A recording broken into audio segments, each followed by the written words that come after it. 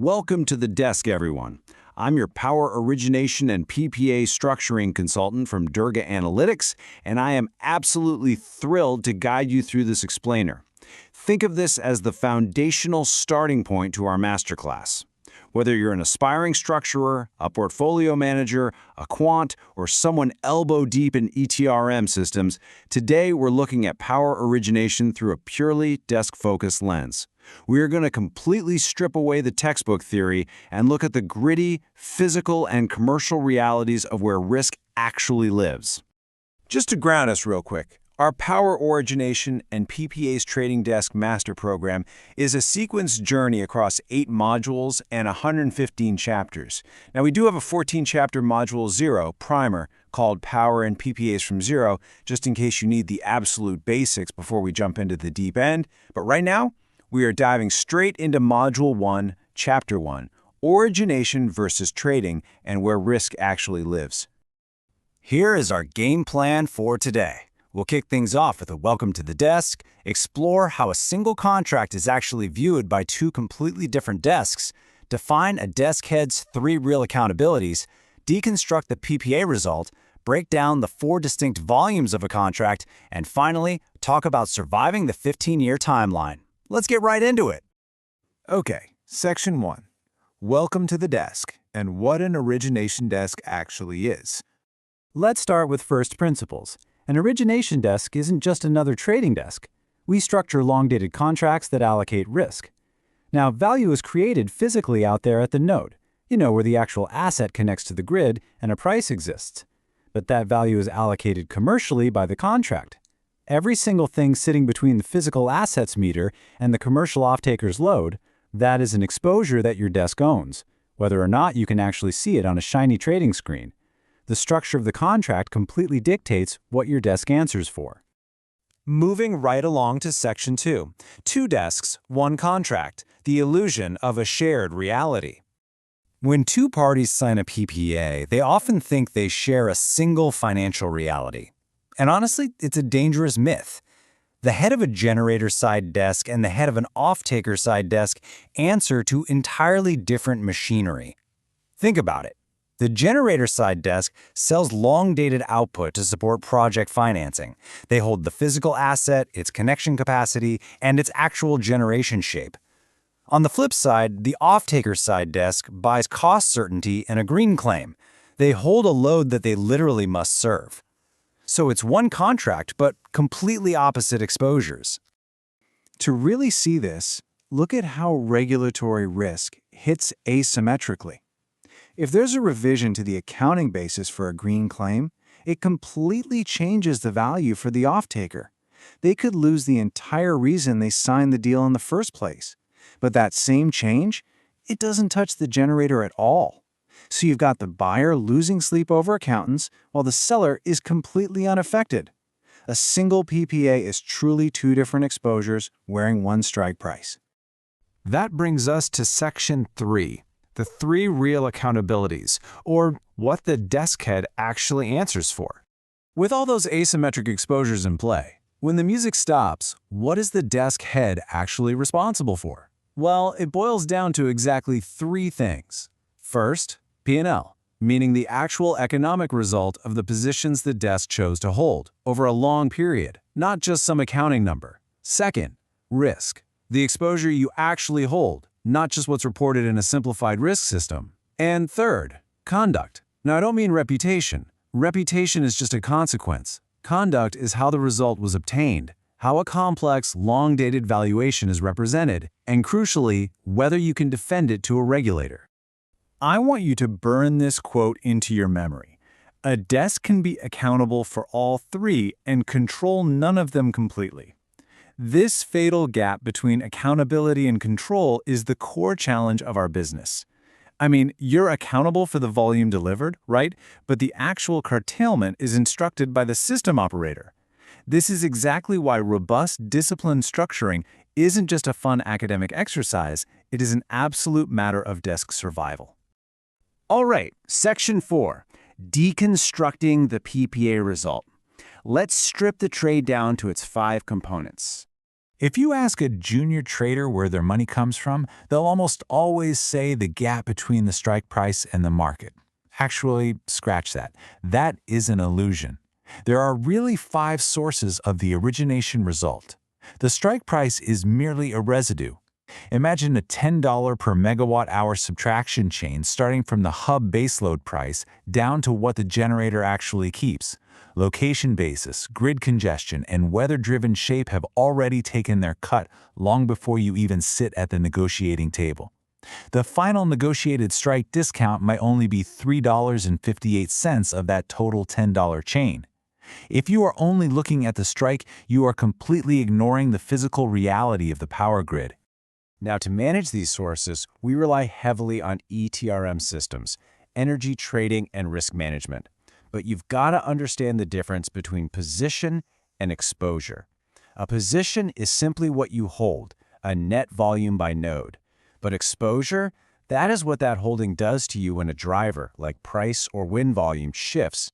Confusing a static position with a dynamic exposure is a fatal beginner mistake that leaves your risk entirely unmanaged. Which leads us perfectly into Section 5. 4 volumes, not 1. This is where the system and the contract diverge. Speaking of unmanaged risk, collapsing physical generation metrics into a single volume field in your ETRM system is a massive, massive pitfall. A PPA is not one volume, it is 4 distinct quantities. You have the expected unconstrained generation, which is just a forecast. You've got curtailed energy, which is unproduced. Metered delivered, which is the actual physical flow. But under a standard pay-as-produced PPA, only the contract settlement quantity is legally binding. If your system has one single volume field, you literally cannot distinguish a weather forecast from a legal invoice. And that is terrifying. Let's look at some real numbers to see why this matters so much, especially for an off-taker trying to match a flat load. Let's say you contract roughly 543,000 megawatt-hours to perfectly match your annual load. Looks beautifully hedged on an annual report, right? But let's break it down by quarters. In Q1, the asset overproduces, leaving you a surplus of nearly 34,000 megawatt-hours. But by Q3, when the wind drops, suddenly you are in a massive deficit of over 42,000 megawatt-hours, forcing you to buy from the spot market at whatever the price is. Over 15.6% of your energy is sitting in the wrong quarter. Matching volume annually is a complete trap.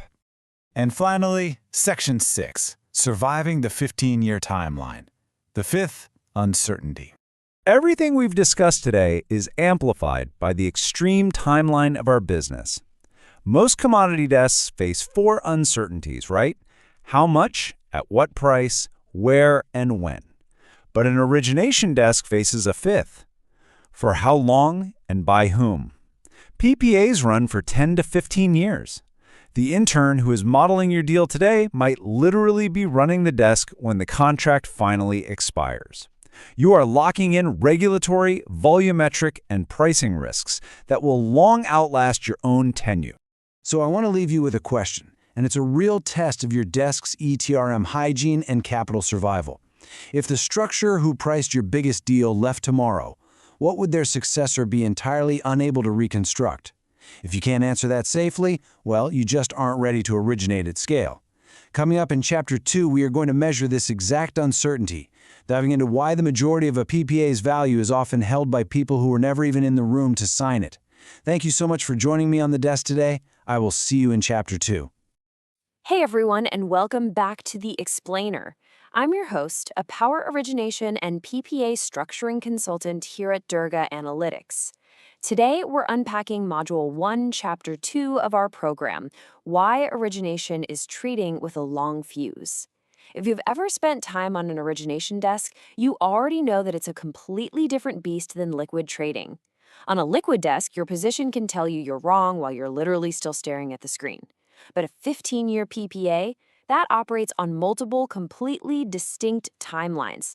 Today, we're going to explore exactly why a desk ends up learning the wrong thing at the wrong time if it gets these timelines confused. All right, before we jump into the deep end, let's do a quick level set on the overall course architecture for the Power Origination and PPAs Trading Desk Master Program. As a reminder, this is a sequenced journey across 8 modules and 115 chapters.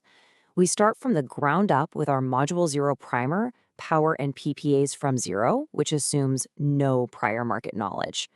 Then we move into the main program. Module 1 is all about what the origination desk actually is, followed by market structure in Module 2. Then we hit the heavy lifting with structuring playbooks, valuation, and risk in Modules 3, 4, and 5. We round it out with lifecycle operations, ETRM systems, and finally, leadership in Module 8. Today, we are firmly planted in Module 1. So, here's our roadmap for the next few minutes. We'll touch on the master program's approach, break down the concept of 3 fuses and 3 clocks, and then tackle the illusion of statistical evidence. After that, we'll dive into why preserving data lineage in your ETRM systems is absolutely crucial, evaluate the real monetary cost of waiting to revise your assumptions, and finally, look at how to review, revise, and transition. Ultimately, this is all about helping you build and manage a portfolio book that actually survives to year 15. Okay, Part 1, the Desk Master Program. Let's get right into bridging the gap between the complex math of covariance and the gritty operational reality of ETRM systems. Just to quickly recap from Chapter 1, remember our reference deal? It's a 15-year tenor PPA, starting with a $58 per megawatt-hour strike. But here's the absolute core paradox of running an origination desk. Uncertainty is heavily dictated by exactly when your assumptions actually become testable. Think about it.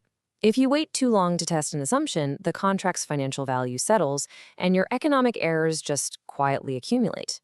But if you act too early, you're just reacting to market noise.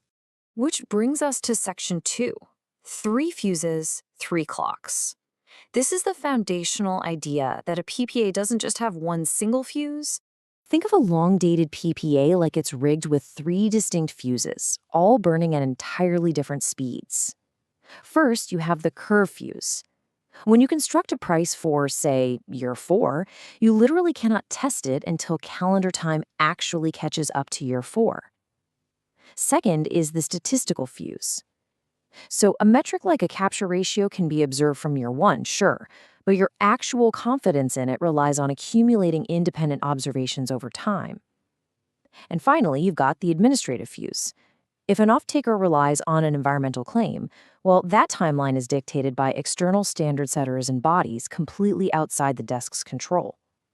Treating these 3 fuses as if they all run on the exact same clock is, without a doubt, the most consequential error a long-dated desk can make.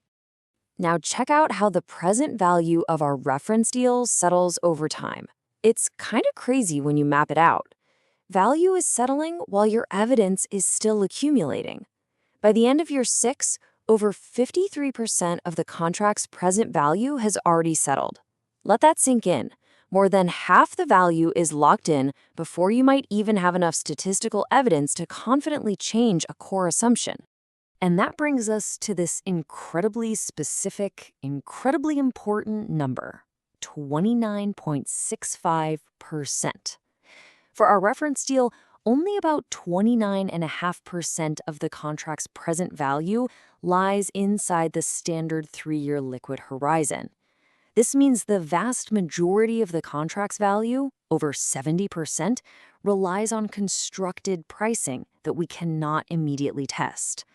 I know it sounds a bit contradictory to say most value lies beyond the liquid horizon, while also saying over half the value settles by year 6, but they're both true. They're just answering totally different questions about your risk. Moving on to Section 3, the illusion of evidence. We need to tackle a statistical trap that catches out so many portfolio managers and structurers. Let's do the desk math for that statistical fuse we talked about. Using our program's capture ratio convention of 0.9570 and an estimated standard deviation of 0.0250, you actually need 7 independent observations to statistically prove a persistent 2-point capture error. But here's the massive trap. 7 observations is a count. It is absolutely not contract year 7. If the relevant measurement only kicks in during contract year 4, well, you aren't going to have your 7 observations until contract year 10. So let's go ahead and bust a huge portfolio myth right now. A really naive assumption is thinking that holding 6 assets gives you 6 independent observations per year. It totally doesn't. If your assets are sitting in the same region, sharing the same weather patterns and grid congestion, their outcomes are highly correlated. If they have a 0.60 correlation, those 6 assets really only give you an effective sample size of 1.5. So instead of taking 1 year to get your required evidence, it's still going to take about 5 observation periods to confidently detect that error. I really want to draw a hard line in the sand right here, especially for the structurers and quants watching. Risk diversification and evidence diversification are entirely different beasts. Risk diversification is all about reducing financial variance and concentration across your book. Evidence diversification, on the other hand, is about adding assets that provide genuinely new, independent statistical information to actually shorten your statistical fuse. You can easily have a portfolio that is commercially diversified but completely statistically repetitive.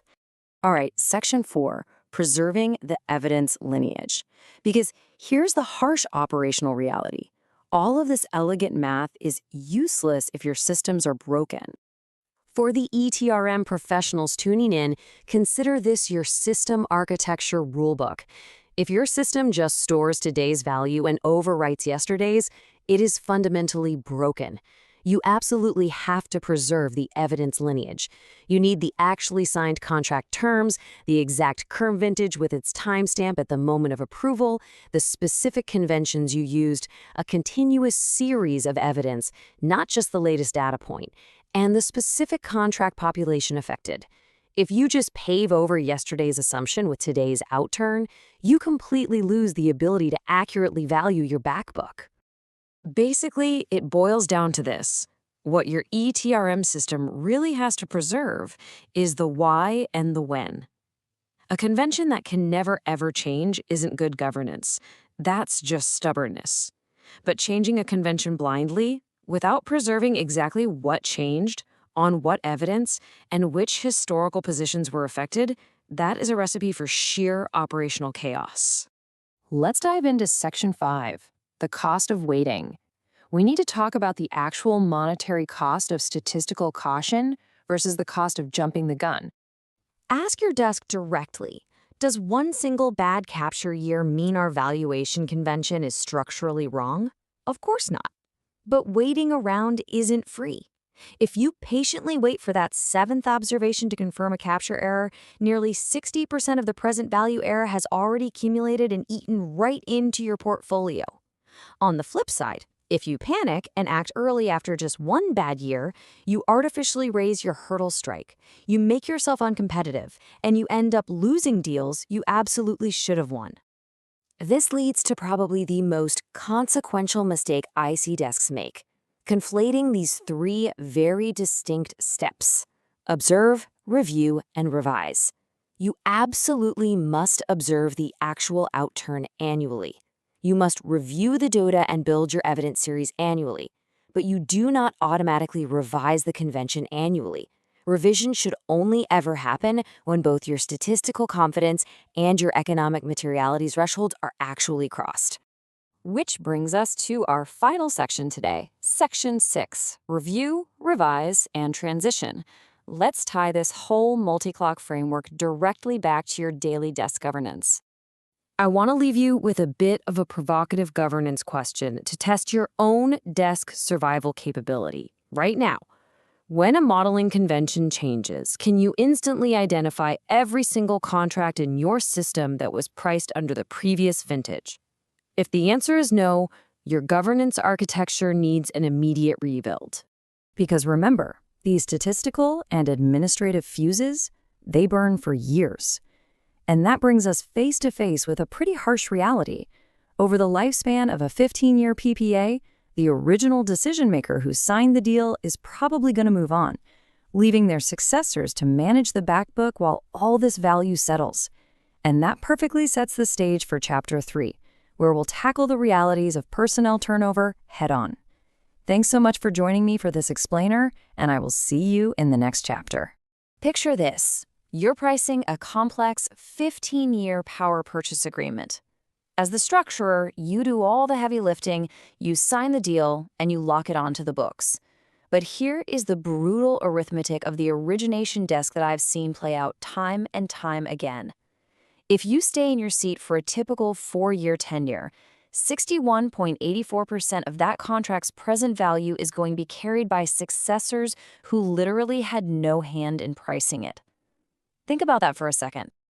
Welcome back, everyone. I'm your host, a Power Origination and PPA Structuring Consultant here at Durga Analytics, and I'm absolutely thrilled to guide you through another explainer in our Trading Desk Master Program.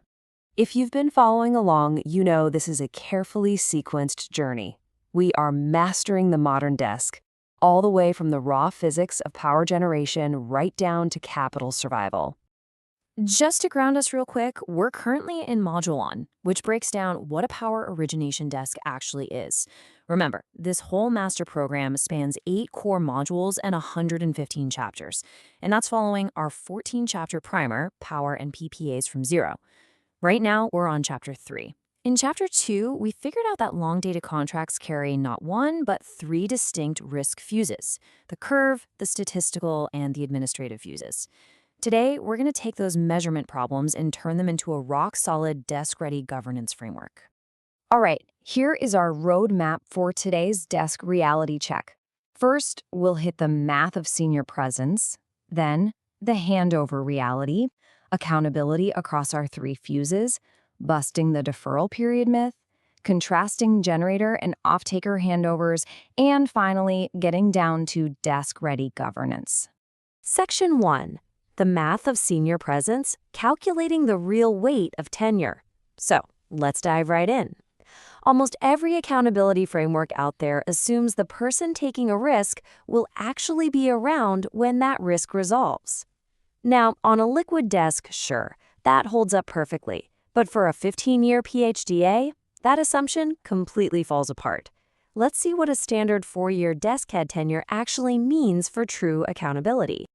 The sheer scale of the mismatch here is honestly staggering. When we apply our program's standard 7% discount rate to our reference deal, only 38.16% of the contract's present value actually settles while the signer is sitting at the desk during those first 4 years. That leaves a massive 61.84% to be carried by their successors. And listen, this isn't just bad luck. It is pure, unavoidable arithmetic. Now, presence is actually worth a bit more than it looks, but it all depends on how you're measuring it. 4 years out of 15, that's only about 27% of the time, yet it holds 38% of the value. Why is that? Well, because early years discount the least. Measuring presence strictly in years actually understates the signer's exposure by a factor of 1.43. But on the flip side, measuring in value overstates how much influence the signer still has by year 4. Because by then, all the foundational decisions have already been made. A framework that doesn't clearly state which denominator it's using is just going to cause endless arguments on the desk. Section 2. The handover reality. What actually moves when leadership changes?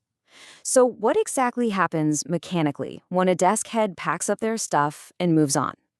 We really need to look at what physically transfers during that transition. Over the life of this 15-year reference contract, assuming that standard 4-year tenure, the book passes through 3 distinct handovers. And here's the kicker.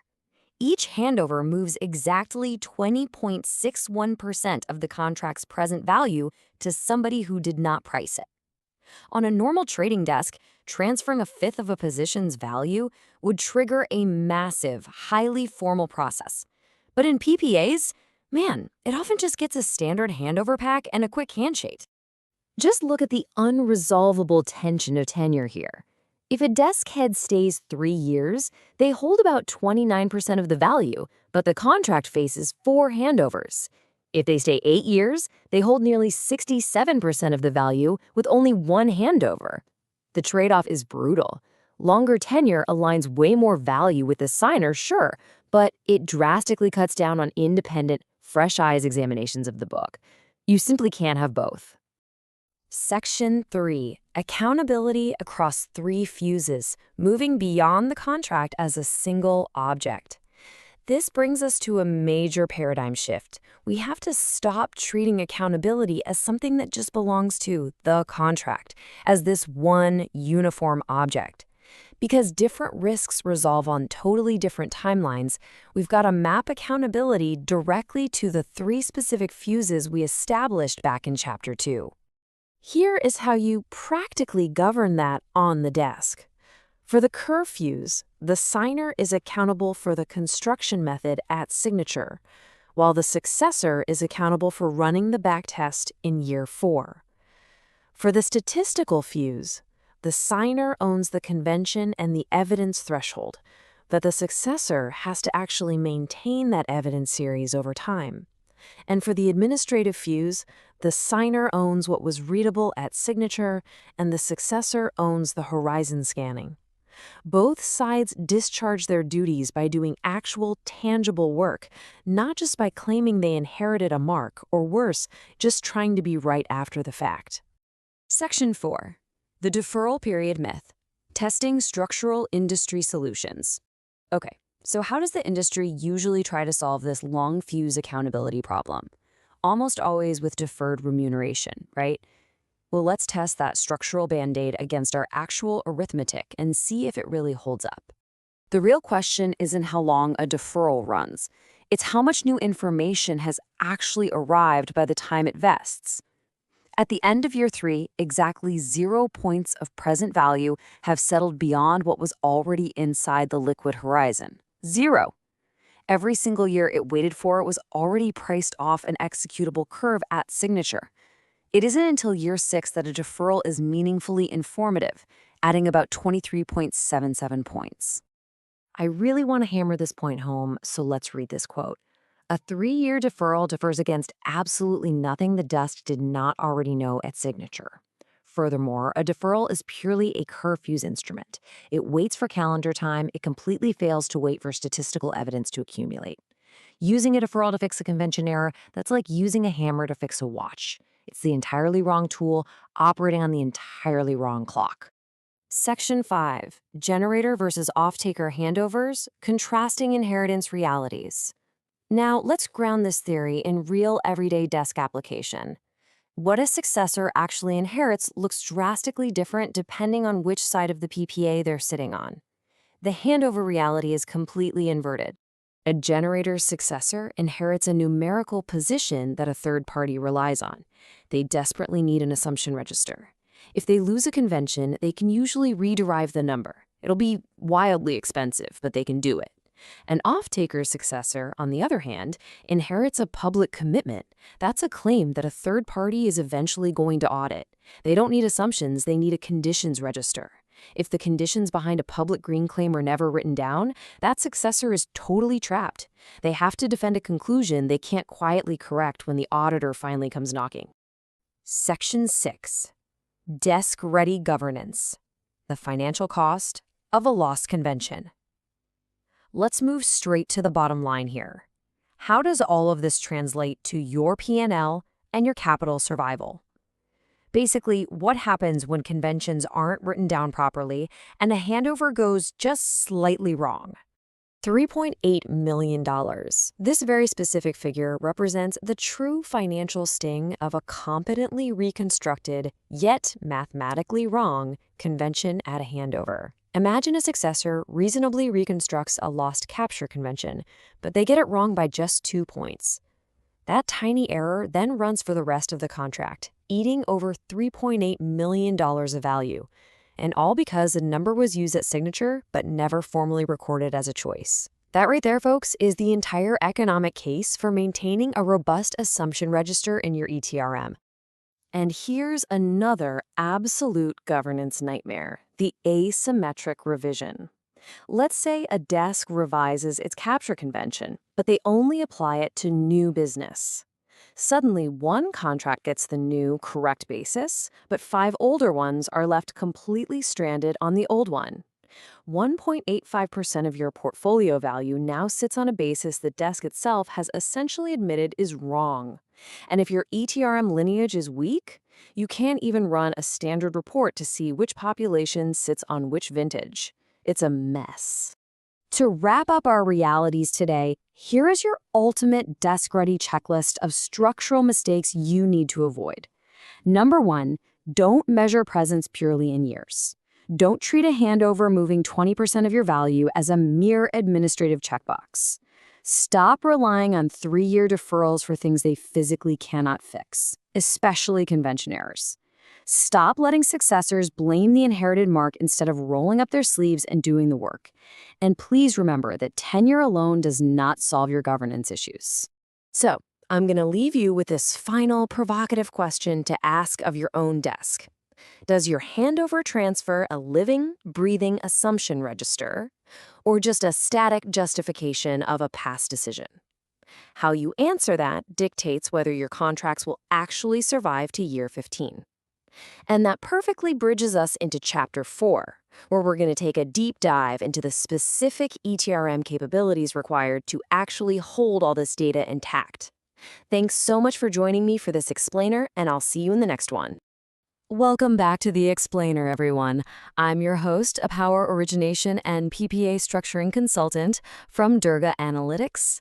Today we're diving into Chapter 4 of our program, which is called From Hurdle Rates to Strike Prices, Desk Mandates in Reality. We're going to strip away all the fancy prose you usually see in corporate approval papers and get right down to the cold, hard math, the actual arithmetic that dictates whether your desk should or shouldn't sign a long-dated power purchase agreement.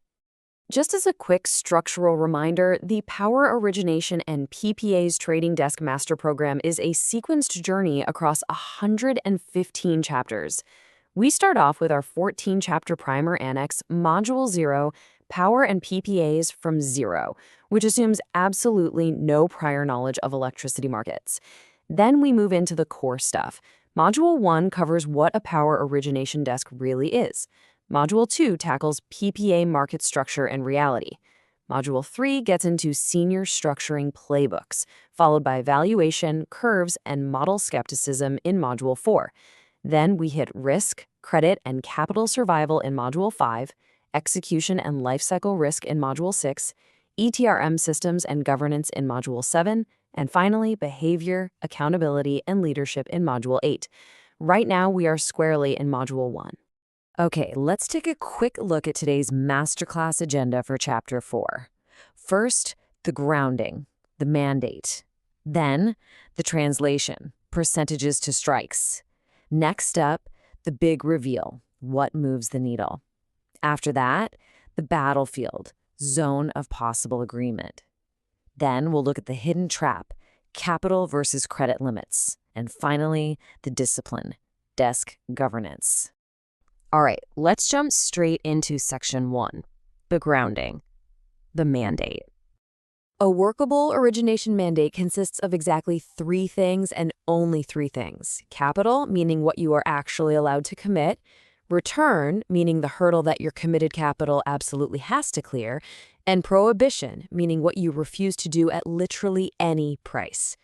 Now, in reality, most written approval packs only spell out those prohibitions in long paragraphs of prose, leaving the capital and return completely implicit. And you know what that means? It means the desk usually only discovers its true boundaries during a really painful deal review.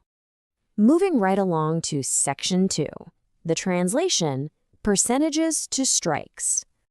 Here's the core problem we face every day.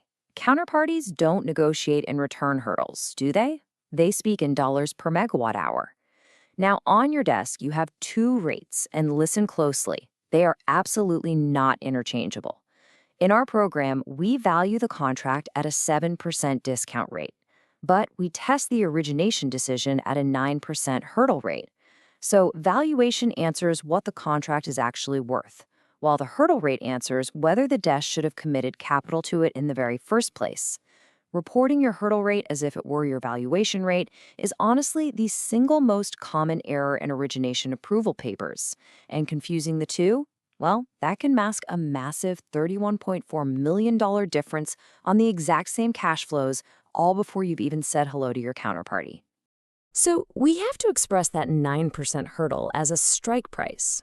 The hurdle strike is basically the floor where your contracted case and your unhedged merchant case have the exact same present value. When we convert our 9% hurdle, we get a strike of 58.19 per megawatt hour. But let's say our reference deal is struck at 58.00 flat. This means our reference deal fails the desk's own test by exactly 0.19 per megawatt hour. Just imagine trying to explain that specific shortfall to your investment committee. Nothing in a standard approval pack would even surface this, simply because people rarely do the math to convert that percentage into a workable strike. Let's move to Section 3, the big reveal. What moves the needle? I want you to look at the sheer scale of impact between the different inputs here. Investment committees literally love to argue over the hurdle rate, right? It makes everyone in the room feel very rigorous and analytical. But check this out. Moving the hurdle rate a full 4 points only shifts the threshold by a tiny 0.13 per megawatt hour. Meanwhile, a 4-point shift in the capture ratio moves it by 2.58. That is almost 20 times further. The capture ratio is just a convention the desk chose, whereas the hurdle rate is a number the capital owner set. So if you're spending all your time arguing about the hurdle rate, you are arguing about the input that matters the absolute least. And here is another trap you need to watch out for. Beginners almost always assume that a tougher hurdle rate automatically demands a higher strike. It makes intuitive sense, right? But be careful. If you have a sloped node price series, where prices are structurally cheaper in the early years and much higher later on, higher discount rates place way more weight on those early, cheaper years. So what's the result? As the hurdle rate rises from 7 to 11%, the hurdle strike actually falls from 58.26 down to 58.13. Taking an intuition that works perfectly on a flat forward curve and carrying it unchanged onto a sloped one is an invisible error you absolutely must learn to spot. All right, Section 4, the battlefield, zone of possible agreement. Let's step over to the other side of the table for a second and look at the buyer's math. This brings us to what I like to call the statistical fuse. Because the capture ratio completely dominates the threshold, a tiny 2-point error in our capture convention creates 1.29 per megawatt hour of pure uncertainty. Notice how our ability to be precise is just completely blown out of the water by this. Keep that 1.29 number in mind as we look at the actual negotiating room we have left. This builds directly into the zone of possible agreement, or ZOPA for short. The contractual off-taker runs the exact same arithmetic, but they get a ceiling. Their ceiling is 58.31. Our generator floor, as we know, is 58.19. That leaves us with a remarkably narrow ZOPA of just 0.12 per megawatt hour. Think about that for a second. The negotiating window is 10 times smaller than our own margin of error. And worse, our reference deal at 58.00 is completely outside the zone anyway. The off-taker captured all $1.58 million of the surplus, and the generator captured absolutely zero, having blown 0.19 past its own floor. Precision here is a total illusion. So, because exact strikes are fuzzy, and you're basically sitting on a statistical fuse, we need a framing that actually survives model disagreement. Instead of agonizing over a 19-cent shortfall, ask yourself what rate that $58,000 strike would actually clear. Well, it implies an indifference rate of 16.78%. Compared to our 7% valuation rate, that gives us an implied risk premium of 9.78 points. So, the question to ask your committee is this: is unhedged merchant revenue really 9.78 points riskier? Now that is a true desk-ready judgment that cuts through the noise. Section 5, the hidden trap, capital versus credit limits. This right here is the exact scenario that gives risk managers nightmares. On the exact same adverse scenario, one deal consumes just 16.64% of your origination capital, but it blows through 161.32% of your credit line per counterparty. Your credit limit binds almost 10 times faster than your capital limit. And here's the real kicker. This exposure is created purely by the market moving downward. which makes the PPA more valuable to you. It's not because the counterparty got downgraded. If your desk only stresses credit based on downgrades, you are going to miss this entirely. Let's wrap things up with Section 6, the discipline. Desk governance. Look, to survive long-term on an origination desk and build a portfolio that still makes sense in year 15, you absolutely must avoid these 7 common beginner mistakes. First, don't report positive present value as the capital answer. Stop agonizing over the hurdle rate when the capture ratio is clearly driving the bus. Don't blindly apply flat curve intuition to sloped curves. Stop treating thresholds as precise to the penny when they are inherently uncertain. Always name your size measure in mandates. Realize that credit constraints will likely choke your portfolio long before capital limits do, especially for market moves. And finally, be very careful pricing against a capped merchant alternative. Which leads me to leave you with this final provocative thought. Every threshold we discussed today compares the contract against the merchant case. But what if regulatory realities, like the EU's two-way CCDs or U.S. investment credits, cap your upside? If that merchant alternative doesn't even exist anymore, your computed floor is way too high, and you are literally rejecting deals you should be signing. I want you to think deeply about how external rules completely rewrite your desk's internal arithmetic. This sets us up perfectly to tackle absolute prohibitions and structured products coming up next in Chapter 5. Until then, stay focused and keep your analytics clean. Hey everyone, welcome back. I'm your host and lead consultant. Welcome back to this explainer. Creating a 15-year power purchase agreement is really just day one. The actual survival game, that spans the next decade and a half. Welcome to this explainer. I'm your host, and as a power origination and PPA structuring consultant from Durga Analytics, I'm going to walk you through the harsh desk-level realities of holding a 15-year PPA position. As a quick reminder, we're working our way through the Power Origination and PPAs Trading Desk Master Program. This is a massive, sequenced journey across 115 chapters. We literally start with a 14-chapter primer annex, Module 0, Power and PPAs from Zero, before moving into the main program. From there, Module 1 covers what a desk is actually accountable for. Module 2 dives into PPA market structure and reality. Module 3 opens up senior structuring playbooks. Module 4 is all about valuation and model skepticism.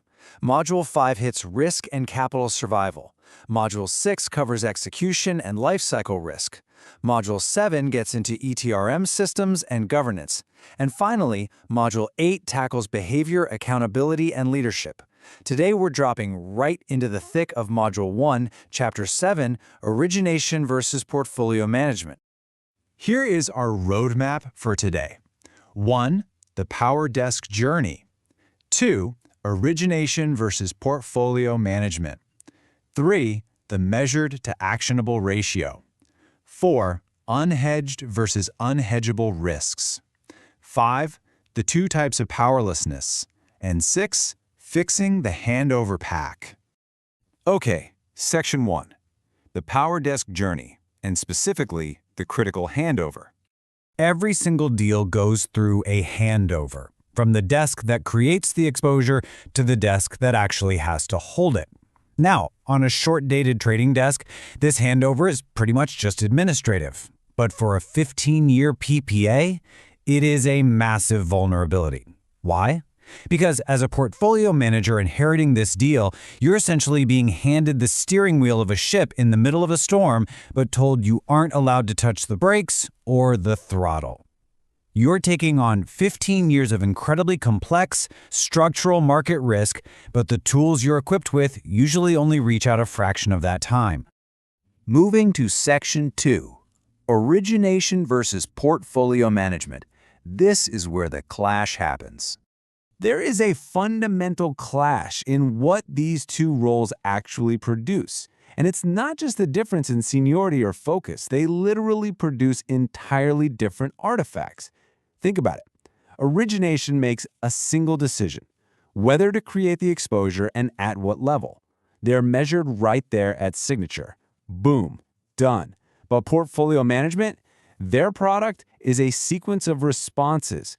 And they have to produce that sequence every single reporting period for 15 years. handing over an artifact that was built for a one-off decision when a 15-year sequence of responses is what's actually needed. That causes almost every single dysfunction we see in PPA management today. Section 3. The measured to actionable ratio, or what I like to call the illusion of control. This illusion of control is incredibly dangerous. If you measure a 15-year PPA position by present value, it totally flatters the desk. It makes it look like nearly 30% of the position is actionable. But present value only tells you where the value sits right now. It doesn't tell you what you can actually trade. If we measure by pure exposure, it reveals the honest truth. The holder can act on barely 20% of what they inherit. So nearly 80% of the risk they are being measured on, they literally cannot touch it. And why does this happen? Well, it's because an executable forward market instrument only exists for the first 3 years of the price level. Once you get beyond year 3, you are completely flying blind. The curve is being constructed or, let's be honest, guessed. It is not observed. More importantly, those massive node-to-hub basis and capture risks, there are absolutely no market instruments available to trade them. You are completely uninstrumented. You're just stuck holding them.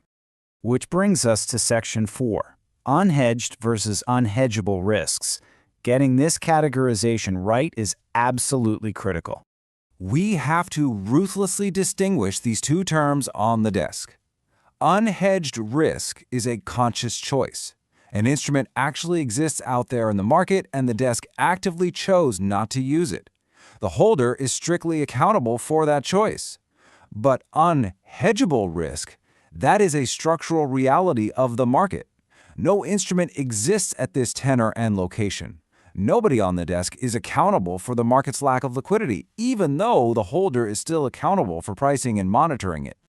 Now, if your ETRM system merges these two categories together, you're going to get a hilariously dark, completely rational human response. These systems will blindly generate hedging instructions for risks that literally cannot be hedged. So what do portfolio managers do? They write endlessly lengthening, incredibly creative monthly commentaries explaining exactly why the mark moved, while their actual trades stay sitting at absolute zero. They are managing the explanation because they are completely powerless to manage the position. Let's dig deeper into that in Section 5, the two types of powerlessness, cannot act and cannot verify. I want you to just think about this number for a second. 64 years.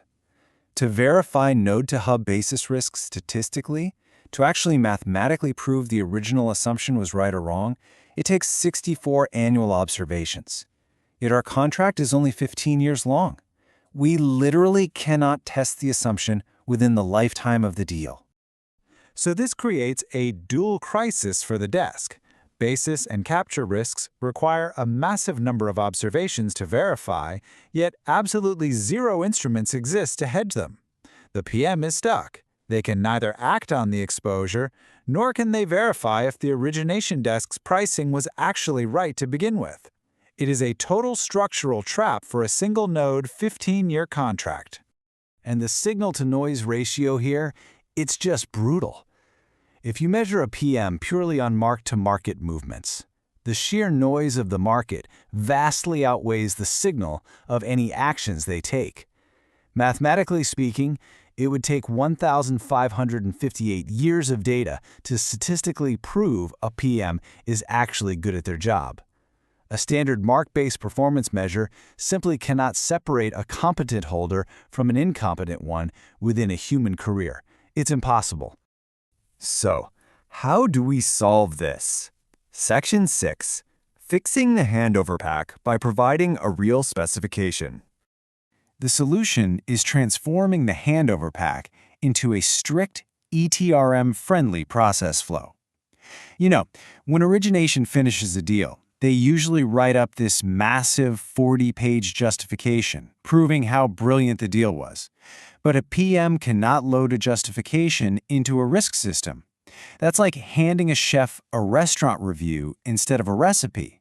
They don't need a review. They need a strict, actionable specification. To execute a professional handover, you must supply a clear step-by-step checklist.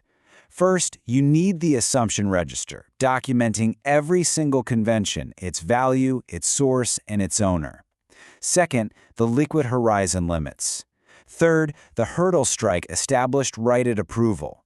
Fourth, explicitly naming the uninstrumented exposures so the ETRM doesn't generate futile hedging commands. And fifth, the first testable review points for each fuse. Providing this gives successors scheduled, testable points to review inherited numbers instead of just blindly defending them for 15 years. If you take one mantra away from this explainer, please let it be this. A handover pack is a specification, not a justification. Portfolio management desperately needs instructions telling them what to watch and what to do. Without a proper assumption register, the cost of reconstruction error at the very first handover can easily run into the millions of dollars. Ultimately, running an origination desk whose contract still makes sense in year 15 requires a fundamental shift in governance. Because the mark is 95% noise, you have to measure your PMs on their process, measure the actual actions they take against the actionable set, measure the evidence series they maintain, and the escalations they appropriately raise. That is how you manage a long-term book. As we wrap up today and prepare to dive into Chapter 8 on execution and lifecycle risk, I want to leave you with a provocative question to take back to your trading floor, your risk committees, and your structuring teams.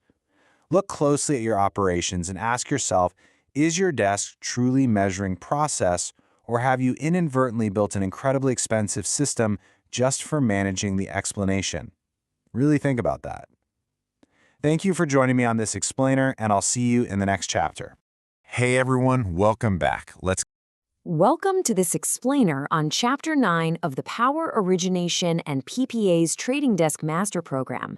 I'm your host, and as a Power Origination and PPA structuring consultant from Durga Analytics, I spend my days designing the exact frameworks we're about to dive into.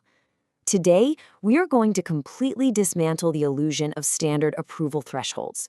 Look, whether you're an originator, a structurer, a risk manager, or you're the one actually building out the ETRM systems, mastering the mechanics of exactly who can stop a deal and on what metrics, well, that's what separates a truly disciplined desk from one that's just flying blind.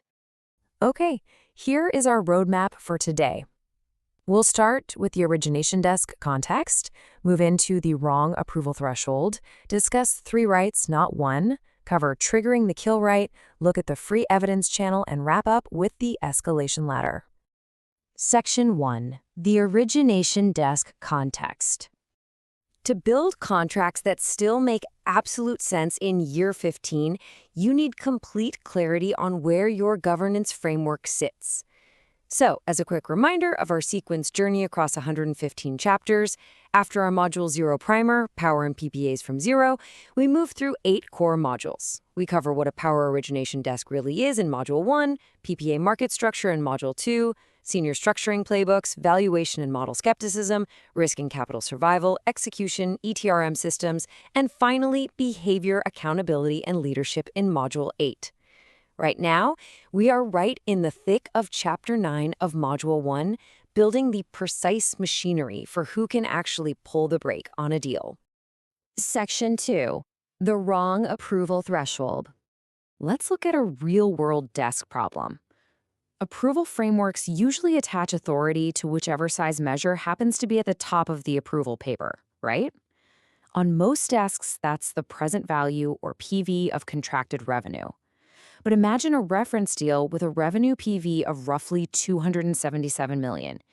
If your desk has an annual origination capital mandate of $250 million, boom, you instantly create a ratio of 1.11.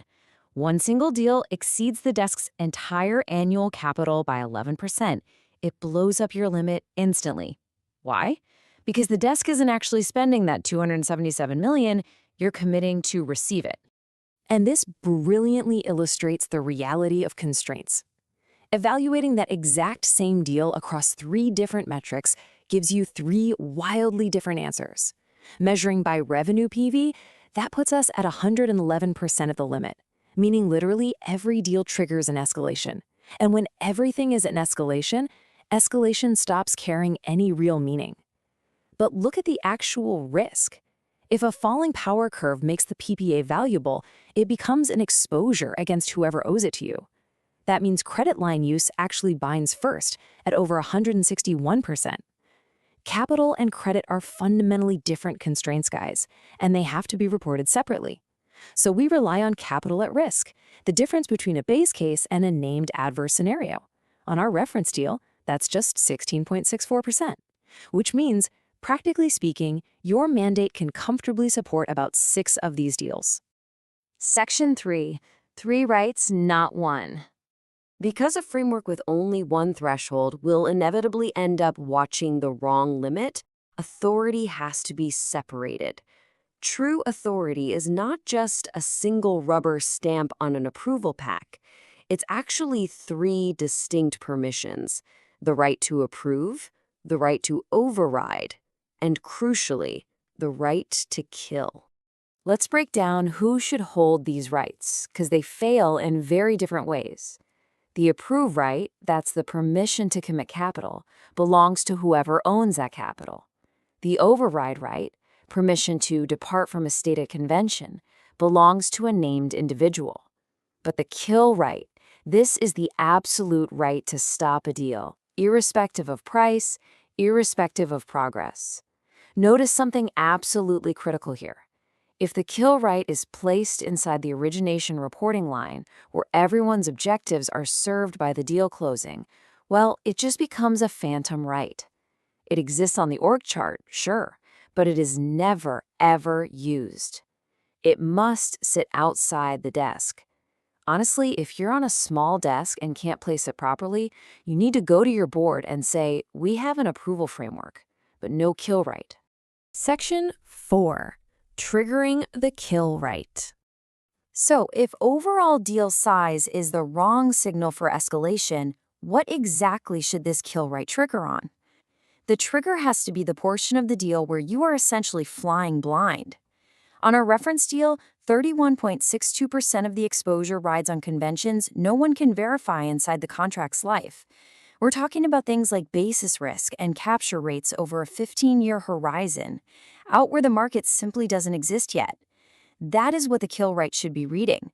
It naturally rises exactly when a deal moves towards structures whose value just cannot be securely established today.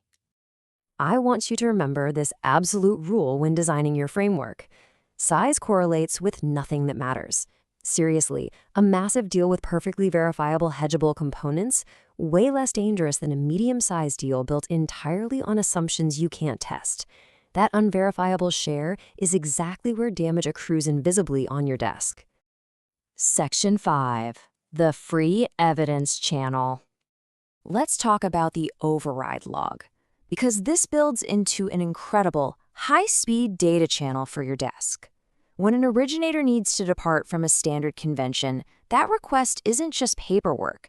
It's pure, actionable intelligence. To verify if a convention truly fits the market, we need about 7 independent observations. If you wait for annual outturns, that takes 7 long years. Half your team is gone by then.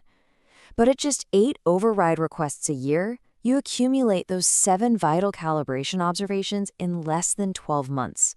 It is a high-speed dataset obtained at 0 additional cost. But be aware of conflating datasets here. Override requests only arrive when a deal is borderline.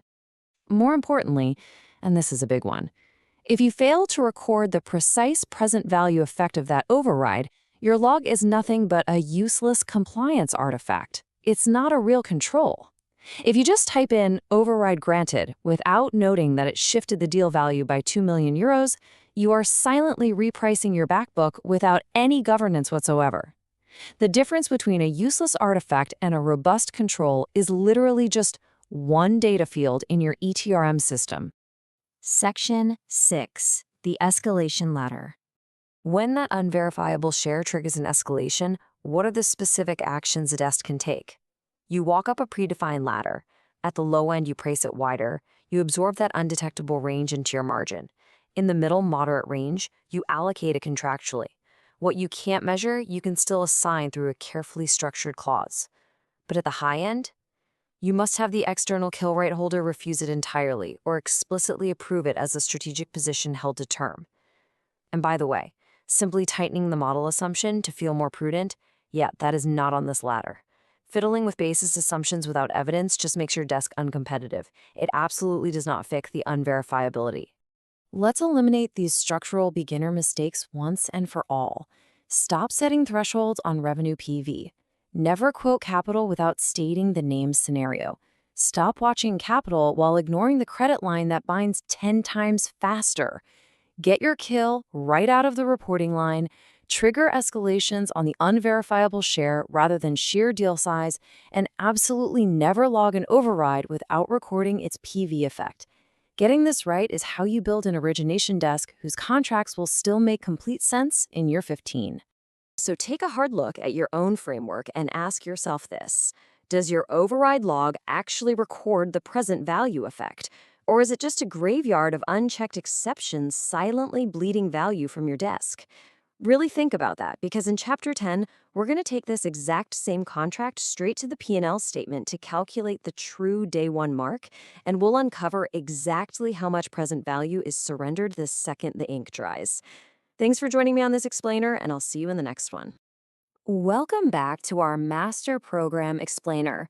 I'm your host, a Power Origination and PPA Structuring Consultant from Durga Analytics, and today we are unpacking Chapter 10 of our journey.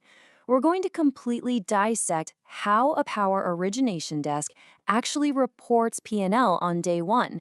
And, more importantly, we're going to talk about how to keep your risk managers from having an absolute panic attack when they see those initial numbers. So let's look under the hood. Here is our roadmap for today. First, the master program roadmap. Second, the day one mark reality. Third, market versus method. Fourth, the extrapolation danger. Fifth, building a senior report. And finally, number 6, generator versus off-taker reality. Section 1, the master program roadmap. To properly contextualize this chapter, we really need to remember our sequence journey across 8 modules and 115 chapters. We've got our primer annex, Module 0 for those needing the absolute basics. Then we move through the core modules. Module 1 is what a Power Origination desk really is. Module 2 is market structure. Module 3 covers playbooks. Module 4 is valuation. Module 5 is risk. 6 is execution. 7 is ETRM. And we cap it all off with Module 8 on leadership. Right now, we are deep in Module 1. In Chapter 9, we built the machinery for making trading decisions, and today, in Chapter 10, we're transitioning into the discipline of actually reporting that decision. Section 2, the Day 1 Mark Reality. Okay, let's dive into this. On the exact day our reference contract is signed, an incredible thing happens on your ETRM system. Nothing has been delivered, absolutely no cash has moved, and yet this substantial mark appears. For the generator, the day 1 mark hits at over negative $1.26 million. If you break that down, it translates to 0.1619 per megawatt hour contracted. Now, if you are a new risk manager looking at this, your first instinct is usually a minor heart attack, right? You might literally sprint over to the desk asking, did we just lose over $1 million on day 1? Well, no, you didn't. We must call this exactly what it is, a strike discount to modeled merchant value. Think of it kind of like paying a slightly higher fixed interest rate on a 30-year mortgage just to avoid the terrifying risk of floating rates. It is a mark, not a cash loss. This gap embeds your counterparty credit, the tenor, liquidity, and the bankability that the contract gives the project. Attributing this entirely to a loss is an economic claim that reality simply does not support. Section 3, Market versus Method. So if it's not a cash loss, what exactly is this number? What's really interesting here is how that singular, intimidating number is constructed from 2 vastly different materials. Just look at this split. Only 26.29% of that mark is actually measured against observable, tradable market prices. A staggering 73.71% rests entirely on prices nobody can trade. It is simply a measurement of the desk's own internal method and extrapolations for the outer years of a 15-year contract. So effectively, 3/4 of your day one P&L is just your own opinion. You might be thinking, well, that only applies on day one, but watch what happens when the market actually moves. Even when we simulate a pure market event, like a simple $1 per megawatt hour parallel curve shift upward, over 70% of the market's response is still just your desk's extrapolation, propagating that move into future years where no liquid market exists. Blending these two completely different things into a single reporting line is answering a question that absolutely nobody asked. Section 4. The extrapolation danger. This conflation between hard measurement and soft method sets a seriously dangerous trap for ETRM reporting and desk governance. And this number brilliantly illustrates why. Because the bulk of your mark is just a method. A tiny tweak to your internal math can swing the valuation by 9.35 times the size of the entire day one mark. It's basically an earthquake on the balance sheet. Let's put that into perspective with the math. If an analyst innocently tweaks an internal escalation convention for the outer years by just 0.5%, it creates a massive $11.8 million swing in the P&L. 0 megawatts were traded, the real market didn't flinch, yet an unequipped desk head might disastrously try to explain this huge swing to a board of directors as changing market conditions. Honestly, that is a pure failure in governance. Section 5. Building a senior report. The crucial takeaway here is that reporting a single mark line is an operational failure. We absolutely have to build a structured senior report. A true senior report separates the hard, measurable facts from the soft opinions. Line 1 is cash settled. That's hard, banked, indisputable. Line 2 is the marked leg movement. Also hard, measured against real prices you could have actually transacted. Then we move into the soft stuff. Line 3 is the constructed leg movement, and line 4 captures your internal convention changes and their exact dollar effect. Finally, line 5 cleanly attributes the movement between market versus method. Now, for the system architects and ETRM professionals watching, you might be thinking this sounds like an expensive million-dollar analytics overhaul, but it isn't. Implementing this is incredibly cheap. Your system already produces cash settled. To split the marked leg, you just need a simple schema change, literally adding one new field on your curve to define the liquid horizon limit. For movement attribution, you just need a data retention policy that holds 2 curve vintages at once so you can run a comparison. If a desk says they can't afford this reporting, they are pricing a massive analytics project instead of a simple, straightforward schema change. Section 6. Generator versus off-taker reality. Let's walk around to the other side of the trading desk for our final critical concept, because there's a fascinating inversion here. The exact same contract, modeled on the exact same curve, yields totally opposite reports depending on where you sit. The generator reports a negative 1.2 million mark to their lender, telling a revenue story. They are saying this is revenue we gave up to secure bankability. But the contractual off-taker on the flip side, they report a positive 1.2 million mark to their board or auditor. To them, it's a cost story, costs avoided compared to the modeled merchant alternative. Same market move, opposite reports. Because of this duality, relying on just one number is incredibly dangerous. For this single contract, there are 3 critical numbers you have to look at together. You have a $58 strike price, a $56.77 off-taker delivered cost when you factor in the shape, and a $61.58 modeled node value. If you provide a stakeholder with just that $58 strike price, without the context of the delivered cost and the modeled alternative, you practically guarantee your reader is going to draw a highly confident, yet entirely wrong conclusion about the deal's real value. So, as we wrap up, I want you to go back to your desk, pull up your ETRM system, and ask yourself honestly, when your P&L swings tomorrow morning, can you actually prove whether the energy market moved or if your desk simply changed its mind? If you can't tell the difference, you now know exactly what you need to fix. Thank you so much for joining me on this explainer. I'll see you in Chapter 11 as we bridge into Module 4, where we'll tackle valuation, curves, and model skepticism. Welcome back to the Power Origination and PPAs Trading Desk Master Program. As your Durga Analytics consultant, I am absolutely thrilled to guide you through this explainer of Chapter 11. Today, we're tackling a really critical operational reality: how to actually design and govern the ETRM systems that hold your long-dated books without, completely blowing up your desk. But first, let's quickly orient ourselves. Remember, this whole program is a sequenced journey across 8 modules and 115 chapters. We've got our Primer Annex, Module 00, Power and PPAs from Zero, then the core program, Module 01, What a Power Origination Desk Really Is.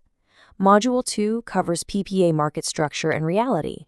Module 3 dives into senior structuring playbooks. Module 4 is valuation, curves, and model skepticism. Module 5 tackles risk, credit, and capital survival. Module 6 gets into execution, operations, and lifecycle risk. Module 7 is systems, ETRM, and governance. And finally, Module 8 is behavior, accountability, and leadership. Right now, we are right at the end of Module 1, specifically Chapter 11, moving from physical assets and reporting straight into system configuration. So here is our diagnostic audit for today. First, welcome to the master program. Second, control system or filing cabinet. Third, the 27 inputs. Fourth, the 5 lines test. Fifth, models versus missing fields. And finally, desk grade system configuration. Okay, Section 1. Welcome to the master program. Let's dive into Section 2, control system or filing cabinet. Let's get right into the mindset of a desk professional and start with a fundamental operational truth about the software sitting on your desk right now. There's a stark contrast here. If you're running a short-dated desk, your system is basically just a filing cabinet and a calculator, right? It works perfectly because the market supplies the truth continuously. But on a long-dated desk, past that liquid horizon of, say, 3 years, your system isn't reflecting market truth anymore. Actually, scratch that. It's applying a method. And on a trading desk, a method that nobody can inspect isn't a control system at all. It's just a black box. We are building the foundations for running an origination desk whose contracts still make sense in year 15, and frankly, that requires absolute discipline. Moving on to Section 3, the 27 inputs. To really see why applying a method is so risky without proper controls, let's literally look under the hood of a single reference contract. Out of 27 total inputs that value 1 PPA, only 3 are observed market data, like your hub curve for those first few years. And only 4 are agreed hard-coded contract terms, like your strike price or your tenor. The rest, well, they're conventions. So if you do the math, that means a massive 74.07% of your inputs are conventions completely chosen by your desk. We're talking about capacity factors, hurdle rates, degradation curves, or cannibalization assumptions where renewables depress their own market price. The market didn't hand you these numbers. You chose them. Look, if you want to know where your valuation risk actually sits, don't waste your time asking for some complex, expensive model review. Just count the inputs that nobody can observe. Almost 3/4 of the inputs driving your P&L are unobservable choices made by your team. That is exactly where your risk lives. Which brings us to Section 4, the 5 lines test. This is an absolute acid test, and you can run it this afternoon on your own system. When we ask a conventionally configured ETRM system to produce the 5 mandatory lines of a senior origination report, it usually only gives us the very first one, cash settled. The marked leg, the constructed leg, movement attribution, and convention changes, they fail entirely. For a structurer or a risk manager, failing this test is a total operational disaster. Let's break down exactly why. Take the marked leg, for example. Most systems fail right here because the liquid horizon, that exact point in time where observable market prices end and your theoretical models begin, is treated as just a filter in a downstream report. It's not a dedicated, hard-coded field on the curve itself. And if the system doesn't know precisely where the real market ends, it simply cannot separate the marked leg from the constructed leg. Movement attribution goes right out the window too. Why? Simply because standard systems usually cannot hold two curve vintages at the exact same time. Think about it. If you can't compare the curve from last month's report to today's curve, you cannot possibly look your risk committee in the eye and tell them if your P&L changed because the actual market moved or just because you changed your mind on a math method. This takes us to Section 5, Models versus Missing Fields. It's absolutely critical to understand why these failures happen so you don't waste your budget on the wrong solution. There's a massive difference between a modeling problem and a missing field problem. A desk that asks its vendor for expensive analytics when the real issue is a missing effective date, they're just going to get better analytics and the exact same broken report. A modeling problem computes badly. A missing field problem literally cannot compute at all because the data structure just doesn't exist. Look how this inversion plays out depending on which side of the contract you sit on. The generator's hardest problem is modeling a quantity badly, like capture ratio or basis. That's a true modeling problem. But the off-taker's hardest problem? It's lacking a field to track the actual conditions of a claim, the specific, real-world criteria required to act on the contract. That is a missing field problem. Desks routinely pour millions into generator-side models, largely because vendors love to sell them. But they completely ignore the off-taker missing field problem because fixing it requires internal governance and a form. The off-taker's claim basis isn't a number. No clever math is going to fix it. You just need a structural field to hold the condition.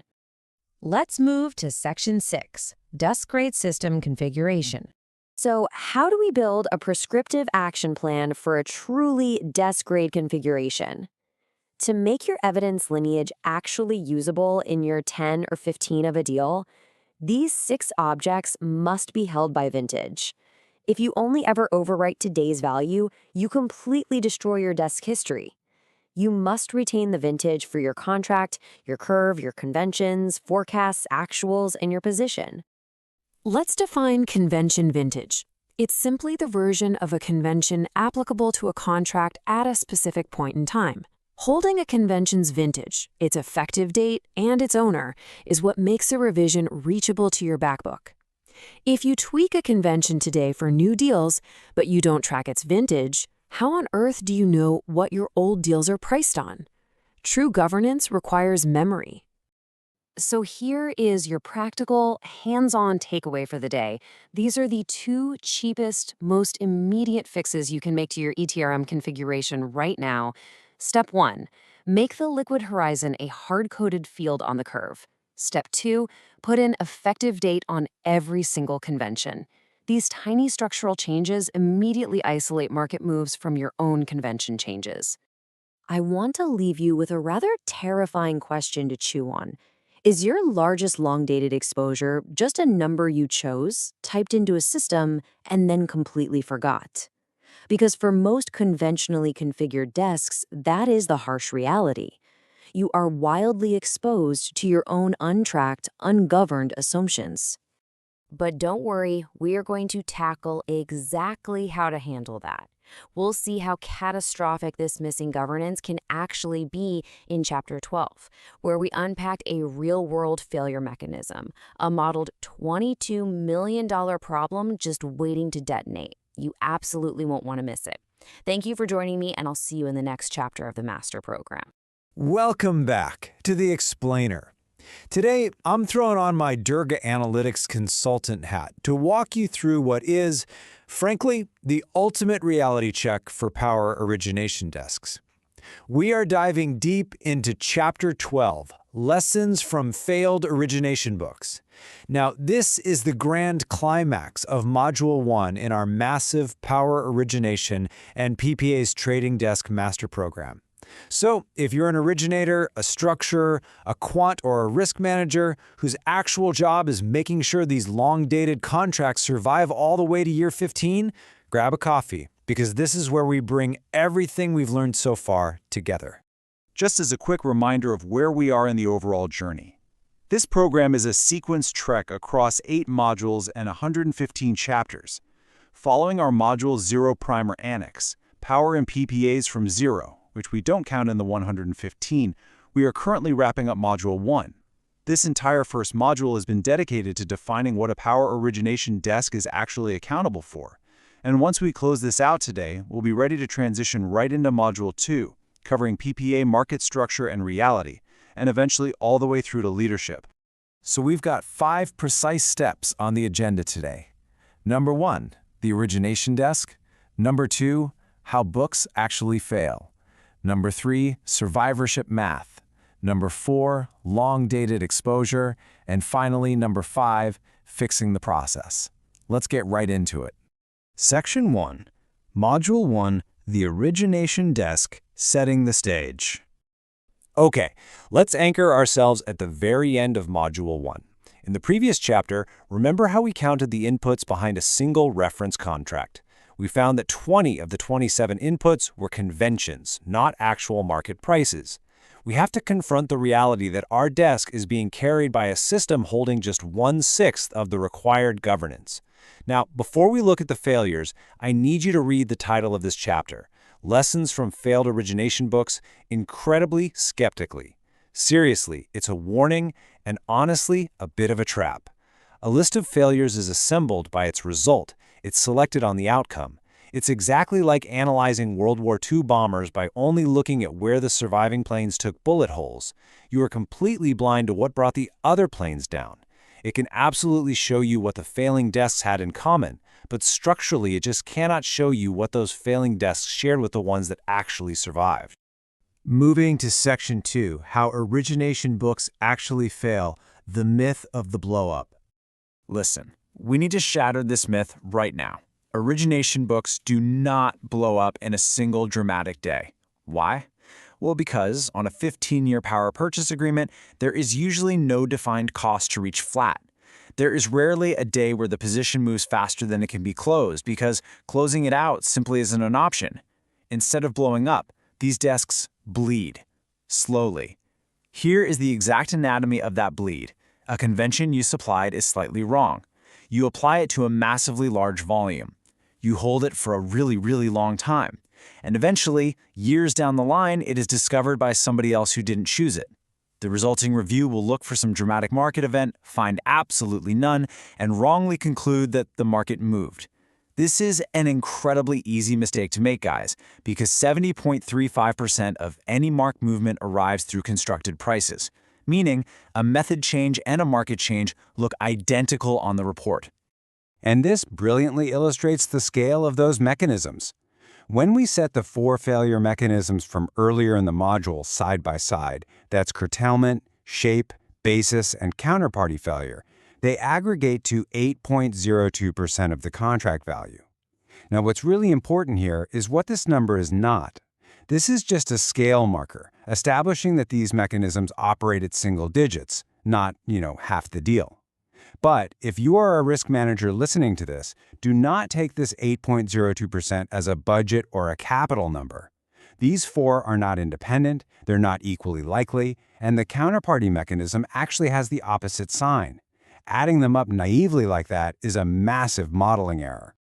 All right, Section 3, the mathematical survivorship problem, the epistemic void. We are taking an uncomfortable turn into the math of survivorship here to prove that outcomes in long-dated power origination are heavily dictated by luck rather than just raw skill. Look at the math of a standard 4-year tenure for a desk head. Within those 4 years, a correlated portfolio of, say, 6 assets only accumulates 6 effective independent observations. But mathematically, you require 6.25 observations just to verify a capture convention. Think about that from a career perspective. You literally run out of time in your job before you can gather enough evidence to prove you were right. Because of this structural shortfall in time versus evidence, neither the failed desks nor the surviving desks had enough evidence at the moment of decision to distinguish a good convention from a bad one. They were epistemically identical. So, when an organization does a lessons learned exercise on a failed book and attributes the survival of another book to superior human judgment, they are quite literally just reading the results of a coin flip. Which brings us to Section 4, your largest long-dated exposure, the big reveal. If outcomes are mostly just the luck of the draw within human timeframes, this brings us to the single underlying pattern that every single previous chapter in this module has been circling from a slightly different direction. Every analytical finding across the 11 previous chapters builds to one irrefutable truth. Whether we were looking at the fact that 61.84% of value is carried by people who didn't price it, or that 74% of inputs are conventions, they all point to the exact same vulnerability. They show how the inputs you chose yourself carry the vast majority of your unverified risk. So, the absolutely crucial point is summarized in this one sentence. A desk's largest long-dated exposure is usually to a number it chose and then completely forgot it had chosen. Your largest exposure is not the market. You watch the market, you argue about it, you run reports on it. Your real exposure lies in the conventions you supplied yourself, which trigger no limit escalations and appear in absolutely no ETRM market data feed. They just sit there silently until it's way too late. So how do we fix it? Section 5, 7 Steps to Fix Process, the Desk-Ready Playbook. If we accept that outcomes within a 4-year tenure simply cannot separate the good desks from the bad, then process is the only measurable standard left. This is how we actually fix your systems, your deal structuring, and your governance. Here are the actionable steps. Step 1, record every single convention as deliberate choice with a defined value, a source, an owner, and a review date. Step 2, hold it by vintage. Remember from Chapter 3, we proved mathematically that failing to split by vintage could cost over $30 million on a single handover. On top of that, you absolutely must make the liquid horizon a required field in your ETRM. You must review your assumptions at the first testable point of each fuse, not just on some arbitrary calendar date. And when you refuse a deal, refuse it on conditions, not just a price band. We know arbitrary price bands can't discriminate risk anyway. Measure your people on their process, not just the mark. And finally, accept the untestable residue with a clear record. Allocate it contractually or price it wider, but please do not just monitor it and pretend that constitutes risk management. Now notice this really fascinating inversion, depending on which side of the PPA you sit on. The generator often fails by acting before the evidence exists. They literally have to commit to long-term capture assumptions before they have the observations. But the contractual off-taker fails entirely differently. They fail by failing to read the evidence that already exists. They both show up in a post-mortem as, oh, we used the wrong assumption at signature, but structurally, they require entirely opposite remedies. Look, if you retain absolutely nothing else from this entire first module, I want you to remember these 3 numbers that characterize your desk. 61.84% of the economics are cited before anybody even sits down to negotiate. You need 7 observations to verify capture and a massive 64 observations to verify basis on a 15-year contract. And finally, a false approval is 10.75 times more expensive than a false refusal, meaning the error asymmetry dictates that erring toward an unverified convention is disastrous. I want to leave you with this final, provocative thought to take back to your management teams. If your absolutely best desk and your worst desk ran identical processes, would your current performance review framework actually be able to tell the difference, or are you just rewarding the luck of the draw? Keep that process over outcome mindset front and center. Next time, we transition into Module 2 to tackle PPA market structure and reality, where we'll unpack utility versus corporate PPAs and the exact clause sets that dictate survival. Until then, go take a long, hard look at your conventions. See you next time.